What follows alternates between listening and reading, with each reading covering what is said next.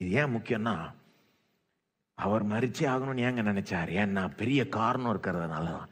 பெரிய காரணம் இல்லாம போய் அந்த மாதிரி கழுத்தை கொடுத்துருப்பாரான்னு கேட்கிறேன் நான். என்னங்க இயேசுவை பற்றி பேசிக்கிட்டு இருக்கோங்க. அவர் மரிச்சே ஆகணும், இது செஞ்சே ஆகணும் அப்படின்னு நினைக்கிறாருன்னா இதுக்கு எவ்வளோ பெரிய ஒரு காரணம் இருக்கும். அதுதான் பைபிள் சொல்லுது, காரணம் இருக்கு. உலகத்தின் ரட்சிப்பே இதுல தான் அடங்கி இருக்குது.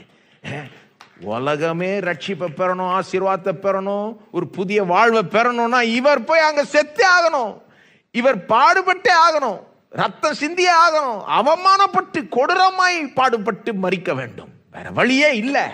மனிதர்கள் மீட்டெடுக்கப்பட வேண்டும் என்றால், ரட்சிக்கப்பட வேண்டும் என்றால், மன்னிக்கப்பட வேண்டும் என்றால், தேவனால் ஏற்றுக்கொள்ளப்பட வேண்டும் என்றால், ஆசீர்வதிக்கப்பட வேண்டும் என்றால் இவர் கொடூரமாய் அவமானப்பட்டு பாடுபட்டு மரிக்க வேண்டும். அதான் காரணம்.